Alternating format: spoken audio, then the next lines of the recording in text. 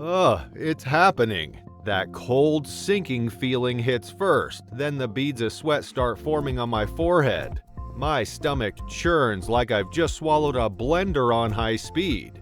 I glance around, eyes darting wildly, desperately searching for a way out. And then I spot it, the glowing beacon that is the toilet sign. I'm practically sprinting by the time I get there, and my dignity hanging by a thread.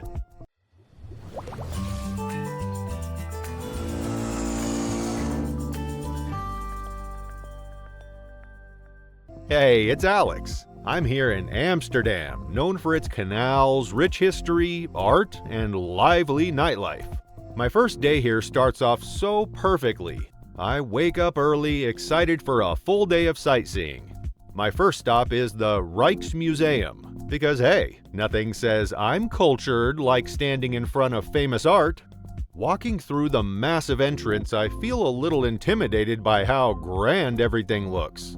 The building itself is beautiful, with towering ceilings and so much history, it feels like it's whispering ancient secrets. I don't know if it's the architecture or just the sheer number of impressive paintings, but I'm immediately in awe. I wander through the halls, soaking it all in, when I come face to face with Rembrandt's The Night Watch. It's huge and dark, and people are just standing there mesmerized. I figure I should do the same, so I squint at the painting like I know what I'm looking for. I start muttering things to myself like, the chiaroscuro, very evocative. Yeah, I saw that term in an art documentary once, and now I throw it around to sound smart. Feeling a bit too smug, I wander over to the Rijksmuseum's art library to see if I can lean even harder into this intellectual vibe. The library is huge and filled with ancient books that look like they could curse you if you read the wrong one. Turns out, you can't just waltz in and start flipping through centuries-old texts. Apparently, you need permission. Oops. I awkwardly sink out of there before someone asks me if I even know what chiaroscuro means. After a good 45 minutes of pretending to be deeply moved by old Dutch dudes in ruffled collars, I decide it's time to switch gears. So I head to the Van Gogh Museum, because if there's anyone who can make me feel better about my life choices, it's the guy who famously cut off his ear. As I walk through the galleries, I'm struck by how turbulent Van Gogh's life really is. I stand in front of the Starry Night for a good long while, just soaking in the swirls of blue and yellow. Now this is the kind of art that speaks out to me. I imagine Van Gogh looking down from wherever artists go after they die, probably horrified that his work is now on mugs and keychains in every gift shop. I leave the museum feeling more inspired than I expected. If Van Gogh can keep creating through all the chaos in his life, surely I can survive my own daily dramas, like my hotel Wi-Fi being too slow this morning. Baby steps, right? After soaking up all that culture, I decide to dive into the real Amsterdam experience. And by that, I mean biking along the canals. It seems like the perfect way to get around, and everyone else is doing it. I rent a bike, hop on, and quickly realize that biking here is no joke. Locals zoom past me like it's second nature while I'm wobbling and swerving, trying not to crash into anyone. I must look like a lost tourist, which to be fair I am. But somehow, after nearly tipping over a few times and getting almost run over by a tram, I managed to make it through without any major incidents. It's a win. Feeling pretty accomplished and a little hungry, I decide to check out the Albert Cuyp Market for some food. The market is packed with stalls selling everything from clothes to cheese, and the smell of fresh food hits me as soon as I arrive. I grab a stroopwafel, because who can resist warm, gooey caramel sandwiched between two thin waffles? It's delicious, like biting into happiness. Emboldened by my successful snack choice, I decide to try bitterballen next.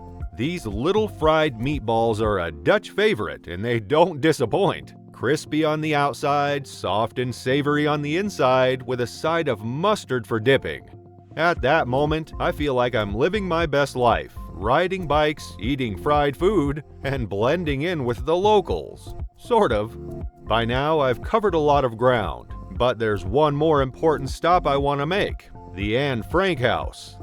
Visiting the secret annex where Anne Frank and her family hid during World War II feels surreal. The rooms are small and quiet, and as I walk through, reading the words from her diary, I'm struck by how much courage and hope one person can have in the face of such fear. It makes all my small worries seem so insignificant in comparison. By the time I leave, I'm deep in thought, feeling grateful for all the little things I usually take for granted. With my stomach rumbling again, I figure it's time for a quick bite. And because I've seen it mentioned in every guidebook, I decide to try raw herring, a classic Dutch delicacy. I'm a little hesitant, but when in Amsterdam, right? The vendor hands me the fish topped with onions and pickles, and I take a brave bite. It's salty, slimy, and not exactly my favorite thing. But I do it. I try the raw herring. By now, the sun is starting to set, so I decide to wander over to Vondelpark to relax and take in the last bits of daylight. The park is beautiful, with wide open spaces and tree-lined paths. People are out there with their dogs, some are biking, and others are sitting in the grass, chatting or reading. I find a quiet spot by the pond, sit down, and let the day's events sink in. It's been a whirlwind. Art, history, cycling, and way too much food. But I'm happy, content even. And then, just as I'm enjoying the peaceful atmosphere, it hits me. That low, uncomfortable rumble in my stomach. At first, I think it's just from overeating, but within seconds it becomes clear something is very, very wrong. My stomach feels like it's doing somersaults, and I start to sweat. It's the raw herring, I know it. That fish has betrayed me.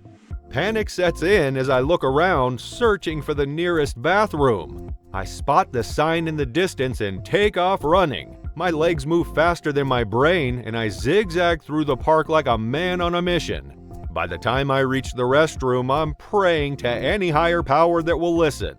As I sit there feeling utterly defeated by a piece of fish, I can't help but laugh at myself.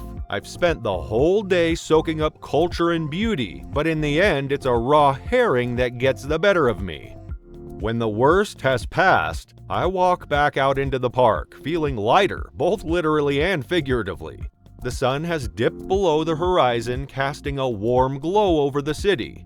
I find a bench and sit down, taking a deep breath of the cool evening air. Despite the little food disaster, it's been an incredible day. I've biked through Amsterdam streets, marveled at masterpieces, and stood in places that hold deep historical meaning. I've tried new foods, taken in the beauty of the canals, and learned something about myself along the way. As I watch people stroll by, chatting and laughing, I realize how lucky I am to experience all of it, the good, the awkward, and even the herring-induced horror.